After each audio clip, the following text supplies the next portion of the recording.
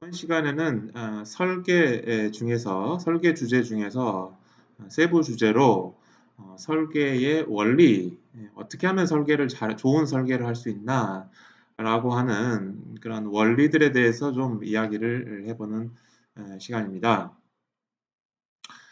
아, 앞에서도 언급을 했지만 설계라고 하는 건 굉장히 창의적인 작업이죠. 따라서 뭐 이러이러한 방법만 따르면 항상 좋은 설계가 나온다 라고 할 수 있는 어떤 그런 방법론이 있는 거는 아니에요. 그럼에도 불구하고 사람들이 특히 이제 소프트웨어 관련된 사람들이 에서 일하는 사람들이 소프트웨어를 설계를 하는 어떤 그런 경험을 하다 보니까 이런 원리를 따르면 좋은 설계에 이르게 될 가능성이 높더라. 라고 하는 것에 많은 사람들이 동의하는 그런 원리들이 몇 가지 있다라는 이야기죠.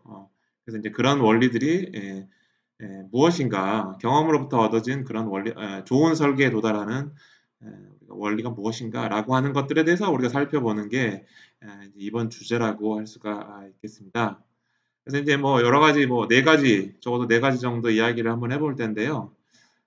이거 이외에도 한 가지 여러분들한테 설계 원리에 관련된 좋은 어떤 책을 한번 소개를 해드리자면 해커와 화가라고 하는 임백준 씨가 저술하신 해커 화가라고 하는 그런 책이 있습니다. 여기 지금 보면 여러분들 책의 표지를 보실 수 있을 텐데요. 일단 책의 표지 자체가 굉장히 흥미롭죠. 그리고 해커라는 것과 화가라는 거가 굉장히 나란히 이렇게 같이 쓰는 그런 단어 같아 보이진 않은데 그런 면에서도 책의 제목 자체도 굉장히 흥미로워 보입니다. 이 책의 9장을 보시면 좋은 디자인이란 무엇인가 라고 하는 이 저자 나름대로의 사실은 이제 이 폴 그레어미어라고 하는 원서가 있고 이제 임백준 님께서 번역을 하셨는데 원 저자가 생각하는 좋은 디자인이란 무엇인가 라고 하는 것에 대한 재미난 이야기들이 좀 있습니다. 참고할 만한 이야기들이 있습니다. 그래서 한번 꼭 이 책을 한번 읽어보시고요. 여기에서는 이제 한 네 가지 정도 주제를 가지고 하나씩 살펴보도록 하겠습니다. 그래서 이제 설계 원리로 stepwise refinement, abstraction, 그다음에 모듈화, modularization, solid라고 하는 객체 지향, 설계 원리 이런 네 가지 주제에 대해서 특별히 더 살펴보도록 하겠습니다. 그 중에 이제 첫 번째 stepwise refinement는 사실은 여러분들이 쉽게 직관적으로 여러분들도 어쩌면은 이런 원리라는 이름을 들어보지 않았다고 하더라도 여러분들이 이미 따르고 있는 그런 원리일 수도 있을 것 같아요. 이 stepwise refinement라고 하는 그런 설계 원리에서 의도하는 바는 뭔가 하면은 내가 작성할 예를 들어서 모듈이 굉장히 좀 복잡하고 한 번에 작성하기가 어려운 모듈이더라라는 이야기예요. 그러면 그 모듈을 한 번에 모든 상세한 내용까지 다 한꺼번에 설계하려고 하지 말고 맨 어떤 윗 레벨에서 봤을 때, 맨 위에서 봤을 때 가장 대표적인 어떤 단계가 무엇이냐 이거 한번 좀 찾아보라는 이야기예요. 그 다음에 그걸 찾았으면 또 각각의 또 예를 들어서 첫 번째 한 세 가지의 어떤 제일 위에서 봤을 때 필요한 대표적인 단계다라고 할 수 있는 세 가지 단계를 찾았다면 또 이제 그 다음에 할 일은 각각의 각 세 가지 단계의 내부 단계는 또 무엇일 것이냐라고 하는 거를 차근차근 말 그대로 refine 정제를 한번 해가 보는 거예요. 계속 세분화를 해가는 거예요. 이런 방식으로 설계를 하면 비록 복잡한 모듈을 여러분들이 설계를 하더라도 여러분들이 감당할 수 있을 만큼의 노력으로 설계를 할 수가 있다라고 이제 주장하는 게 이제 stepwise refinement가 되겠고요. 이 stepwise refinement를 제안한 사람은 Ann Worth라고 하는 프로그래밍 언어 분야에 굉장히 유명한 사람이고요. 파스칼이라고 하는 언어를 만든 사람입니다. 어쨌든 stepwise refinement의 하나 예를 한번 좀 설계를 해볼까요? 생각을 해볼까요? 예를 들어서 여러분들이 틱택토 프로 아시죠? 간단한 게임, 이렇게 삼목 게임이죠, 삼목 게임. 그 삽목 게임. 그래서 뭐 수평으로도 3개 놓거나 뭐 수직으로 3개 놓거나 뭐 대각선으로도 3개를 먼저 놓으면 이기는 뭐 그런 게임이 이제 틱택토 삽목 게임이 되겠는데요. 그 틱택토 게임을 한번 만들어 봐라 했을 때 물론 틱택토 게임이 뭐 복잡한 게임은 아니지만 그래도 우리가 직접 작성하려면 한 번에 이렇게 바로 작성할 수 있을 만큼의 간단한 그런 내용은 아니에요. 그래서 이런 경우에 일단 여러분들이 상세한 내용은 모르더라도 윈 레벨에서 어느 정도 어떤 식으로 진행이 되어야 하는가라고 하는 걸 먼저 생각을 해보자는 이야기예요. 그래서 레벨 1이라고 하는 가장 윈 레벨에서 보기에 첫 번째 스텝은 게임을 초기화해야 되겠죠? 이건 뭐 어떤 게임이든지 마찬가지일 것 같아요. 그 다음에 두 번째는 승부가 결정이 되거나 뭐 무승부로 이제 종료가 될 수도 있겠죠. 아무튼 그것까지 포함해서 승부가 결정될 때까지 두 사람이 번갈아서 말을 놓는 그런 과정이 두 번째 스텝에 있겠고요. 그 다음에 세 번째 스텝이 이제 두 번째 스텝이 끝났으면 이제 승부가 결정됐겠죠. 그러면은 이제 최종 결과를 출력한다. 이렇게 세 개로 한번 늘어놓을 수가 있을 것 같습니다. 이 정도 늘어놓는 거는 그렇게 어려운 일은 아닌 것 같죠. 우리가 감당할 만한 어떤 그런 정도의 일의 양인 거죠. 그렇습니다.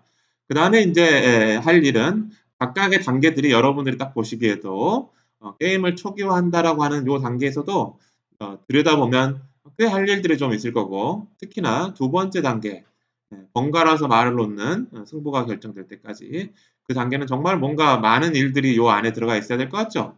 그런 것들을 더 상세화 한번 해본다는 이야기예요. 각각의 단계별로. 그게 바로 이제 스텝 와이즈 리파인먼트입니다.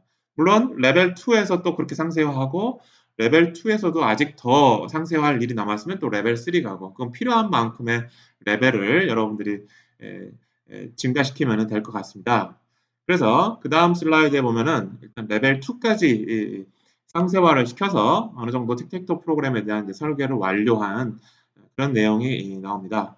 그래서 앞에 레벨 1 입장에서 봤을 때는 굉장히 윗 레벨에서 봤을 때 첫 번째 단계가 게임을 초기화한다라고 그랬는데 조금 더 상세한 레벨로 내려와서 게임을 초기화한다는 게 도대체 무엇이냐라고 하는 걸 살펴보면 1-1 요 첫 번째 단계 서브 첫 번째 스텝에서는 먼저 보드를 초기화해야 되겠죠. 그래서 3x3을 다 비워놓는 그런 보드를 초기화해야 될 것 같고 그 다음에 1-2는 현재 누가 먼저 수를 줄 것이냐 현재 차례 보통 이제 틱택토 게임 같은 경우는 O나 X 이렇게 되는 거죠. 그래서 O가 먼저 할 거야, 뭐 X가 먼저 할 거야.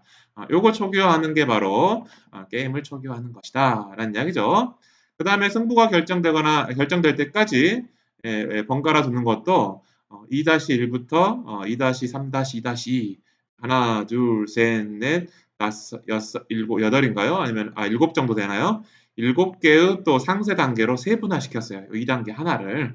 그 다음에 레벨 1에서 스텝 3을 레벨 2에서는 또 두 스텝으로 또 세분화를 시켰고 이런 방식으로 계속 각각의 세부 단계를 상세화시키는 방식으로 하다 보면 결국은 이제 어떤 상황에서 이제 세츄레이트 돼서 더 이상 상세화시키지 않아도 우리가 필요한 만큼의 어떤 디자인을 얻게 되는 그런 시점이 오겠죠. 그런 방식으로 설계를 하세요라고 하는 게 스텝 와이즈 리파인먼트입니다. 그래서 여러분들 뭐 소프트웨어 작성을 할 때 아주 쉽게 여러분들이 상식적으로 한번 생각해 볼 수 있는 그런 설계 원리라고 할 수가 있겠습니다. 두 번째 설계 원리는 굉장히 중요한데요. 추상화라고 하는 설계 원리입니다. 사실 설계 원리 중에 하나로 추상화라는 걸 설명을 하긴 하지만 우리 컴퓨터 하는 사람들이 배우는 게 사실은 모두 다 추상화라고 이야기를 해도 과언이 아닐 정도로 추상화라는 개념은 굉장히 중요한 그런 개념입니다. 우리 컴퓨터 하는 사람들, 컴퓨터나 소프트웨어 하는 사람들. 그래서 추상화가 도대체 뭐냐라고 하는 거는 말 그대로 생략하는 거예요. 중요하지 않은 걸 생략한 거예요. 그러면 중요하지 않은 게 생략됐으면 생략되지 않은 거는 중요한 것이라는 이야기죠. 그래서 중요한 것만 보여주고 여러분들이 보여주고 싶은 내용들 라고 생각하는 거 중요한 것만 보여주고 일단은 좀 불필요한 거라고 생각하는 거는 다 지워버리는, 숨겨버리는 그게 바로 추상화입니다. 그래서 추상화 능력이 뛰어난 사람은 어떤 게 중요하고 어떤 게 중요하지 않은지를 잘 판단할 줄 아는 사람이 되겠죠. 그래야지만 어떤 걸 보여주고 어떤 걸 숨길지를 판단할 수 있을 테니까요. 그래서 추상화를 설명을 할 때 대표적으로 듣는 사례가 있습니다. 바로 그게 여러분들이 이 슬라이드에 보시듯 지하철 노선도예요. 지하철 노선도. 지하철 노선도가 이 추상화를 설명하는 아주 대표적인 예로 많이 활용이 되고 있습니다. 왜 그런가 하면 여러분들이 상식적으로 잘 아시다시피 지하철 노선도라고 하는 거는 어떤 역에서 어떤 역까지 가려면 몇 번 지하철을 타고 그 다음에 몇 번의 중간 역을 거쳐야 된다. 뭐 이런 정보들을 담고 있죠. 그런 정보들이 지하철을 타는 사람들한테 중요하기 때문에 그래요. 그렇죠? 그래서 예를 들어서 여기 볼까요? 조금 확대해서 보면 예를 들어서 지금 삼각지라고 하는 역에서 녹사평까지 간다라고 해서 버티고개를 간다라고 하면 삼각지에서 여기가 지금 몇 번인지 모르겠지만 요 색깔의 노선을 지하철을 타서 녹사평, 이태원, 한강진을 거치면 내가 원하는 목적지인 버티고개다. 뭐 이렇게 그런 정보들을 잘 알려주고 있습니다. 그래서 그런 노선 정보, 어떤 역들을 거치고 어떤 역에서 타야 되고 몇 번 지하철을 타야 되느냐 이런 중요한 것들은 보여주고 있는데 이 지하철 노선도에서 숨기고 있는 것들이 있습니다. 어떤 것들이 숨기고 있는 건가 하면은 여기 여러분들 보시기에 삼각지와 녹사평 사이의 길이와 녹사평과 이태원, 이태원과 한강진, 한강진과 버티고개 사이의 거리들이 뭐 그렇게 달라 보이지는 않습니다. 그렇죠? 그 길이를 보면은 정확하게 자를 가지고 몇 센치인가 이거 재보지는 않았지만 그냥 언뜻 눈으로 보기에 그 길이들이 크게 다르지 않아요. 그렇다고 해서 삼각지에서 녹사평, 녹사평에서 이태원 각각의 중간 역들끼리의 거리가 같다라고 하는 걸 의미하진 않아요. 요 지하철 노선도에서는 두 역 사이의 거리가 얼마다라고 하는 거는 전혀 보이고 있지 않습니다. 그냥 같은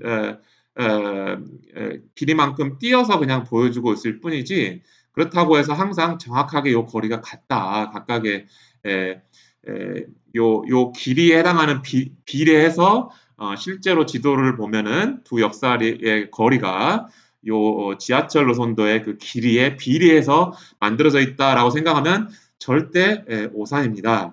그래서 그런 것들은 지하철 노선도에서는 중요하지 않은 것이기 때문에 거리 정보에 대해서는 불필요한 것이기 때문에 숨기고 있는 것이에요. 그래서 그런 맥락에서 지하철 노선도가 추상화라는 개념을 아주 잘 이용을 했습니다. 물론 이건 소프트웨어는 아니죠. 그래서 우리 소프트웨어에서는 어떻게 추상화를 우리가 활용을 하고 있나 살펴보면 크게 두 가지 추상화를 우리가 여러분들이 추상화라는 말을 배우지 않다 하더라도 이미 사용을 하고 있죠.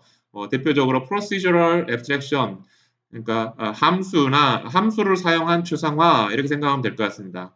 그 함수를 사용한 추상화에서는 뭘 보여주고 뭐가 중요해서 보여주고 있고 노출하고 있고 뭘 중요하지 않다라고 생각을 해서 숨기고 있느냐 이렇게 따져보면 이 프로시저 추상화라고 하는 거는 이 프로시저를 사용하는 사람 입장에서는 인터페이스 어떤 인자를 주어야 되고 이 프로시저의 이름은 무엇이고 이 프로시저를 호출하면 내가 어떤 유형의 어떤 타입의 결과를 얻는지 리턴 타입이 뭔지 이러한 프로시저 인터페이스는 이 프로시저를 사용하는 사람한테 중요해요. 따라서 그거는 보여줘야 돼요. 그렇지만 이 프로시저 안에서 어떤 내부 알고리즘들을 사용을 했고 뭐 어떤 자료 구조를 사용했고 이런 디테일한 것들은 이 프로시저를 사용하는 사람 입장에서는 관심이 없어요.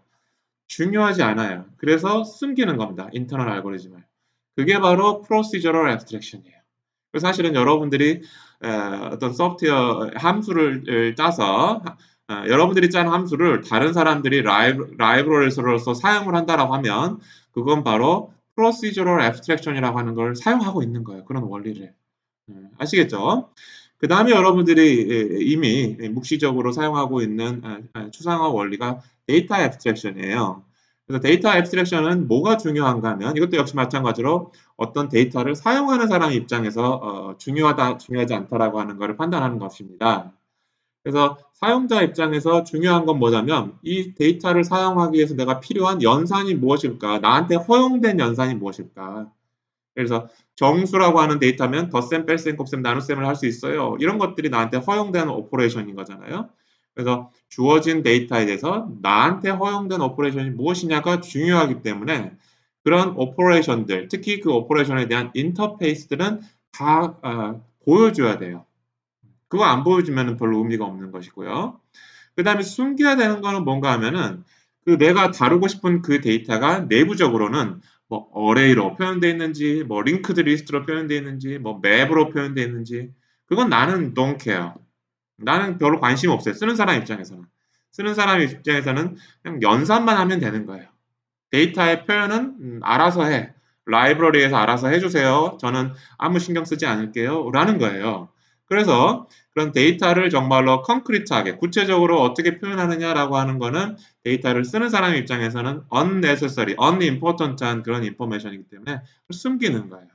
이런 방식으로 작성을 하는 게 데이터 앱스트랙션이고 대표적으로 여러분들이 이런 방식으로 작성하는 그런 방법이 뭐가 있죠?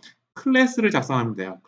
클래스에 프라이빗한 어떤 멤버 변수로 내가 데이터를 표현을 하고 그다음에 퍼블릭한 그런 메서드를 가지고 이 클래스를 사용하는 사람들한테 내부 프라이빗한 데이터를 다룰 수 있는 오퍼레이션을 제공을 하는 거죠. 그래서 클래스라고 하는 게 대표적으로 데이터 추상화를 원리를 가지고 여러분들이 설계하고 구현할 수 있는 아주 대표적인 방법입니다. 그렇고요. 그 다음에 이제 데이터 앱스트랙션이라고 하는 용어하고 사실상 같은 이야기를 하는데 다른 용어를 가지고 이 데이터 앱스트랙션을 지칭하는 용어들이 있습니다.